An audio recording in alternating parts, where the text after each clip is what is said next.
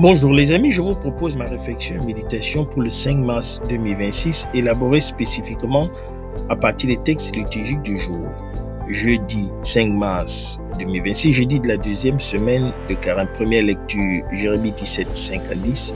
Maudit soit l'homme qui met sa foi dans un mortel, béni soit l'homme qui met sa foi dans le Seigneur.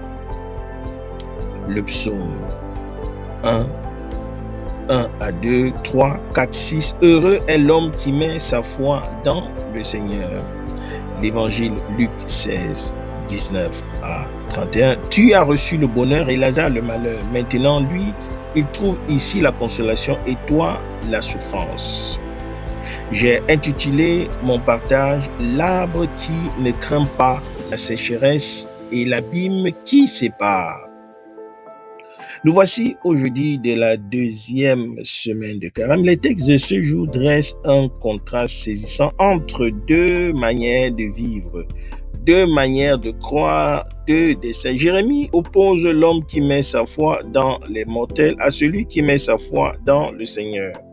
Le psaume 1 chante le bonheur de l'homme qui se plaît dans la loi du Seigneur. Et l'évangile de Luc nous livre la parabole terrible du riche et du pauvre Lazare, avec cet abîme infranchissable qui sépare après la mort ceux qui ont vécu dans l'indifférence et ceux qui ont souffert dans l'épreuve. Pour nous qui servons le droit et la justice, ces textes sont un appel radical à choisir notre camp, nos racines, notre destin. Le prophète Jérémie pose un diagnostic sans complaisance. Maudit soit l'homme qui met sa foi dans un mortel, qui s'appuie sur un être de chair, tandis que son cœur se détourne du Seigneur. Cet homme-là ressemble à un buisson dans une terre désolée. Il ne verra pas venir le bonheur. À l'inverse, béni soit l'homme qui met sa foi dans le Seigneur, dont le Seigneur est la confiance. Il sera comme un arbre planté près des eaux qui pousse vers le courant. Cette image est magnifique. Dans nos métiers du droit, nous connaissons des sécheresses, périodes de doute, échecs critiques, lassitude. L'homme qui s'appuie sur ses seules forces, sur les honneurs humains, sur la reconnaissance des pairs, ressemble à ce buisson desséché. Mais celui qui plonge ses racines dans la confiance en Dieu, qui puise à la source vive de sa parole, celui-là résiste aux chaleurs de l'épreuve. Il continue de porter du fruit, même quand tout semble stérile autour de lui. Le psaume 1 fait écho. Il est comme un arbre planté près d'un ruisseau qui donne du fruit en son temps et jamais son feuillage ne meurt. Tout ce qu'il entreprend réussira. L'évangile de Luc nous plonge dans une autre réalité. La parabole du riche et de Lazare est une des plus terribles du Nouveau Testament. Un homme riche, vêtu de pourpre et de lin fin, festoie somptueusement chaque jour. À sa porte, un pauvre nommé Lazare gît, couvert d'ulcères, affamé, léché par les chiens. Le riche ne fait rien de mal apparemment. Il ne chasse pas Lazare, il ne le frappe pas, il ne le voit tout simplement pas. Lazare fait partie du paysage, une ombre à sa portée, un bétail insignifiant. Les deux meurent. Lazare est emporté par les anges auprès d'Abraham. Le riche est enterré et se retrouve en enfer.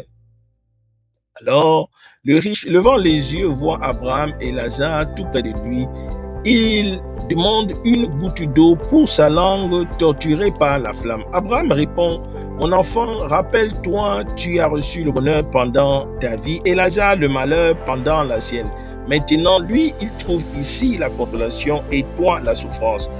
Et en plus de tout cela, un grand abîme a été établi entre vous et nous. Le riche pense alors à ses 5 frères encore en vie. Il demande qu'on les avertisse, qu'un mort vienne les prévenir. Abraham répond: ils ont Moïse et les prophètes qui les écoutent. Et d'ajouter: s'ils n'écoutent pas Moïse ni les prophètes, quelqu'un pourra bien ressusciter des morts, ils ne seront pas convaincus.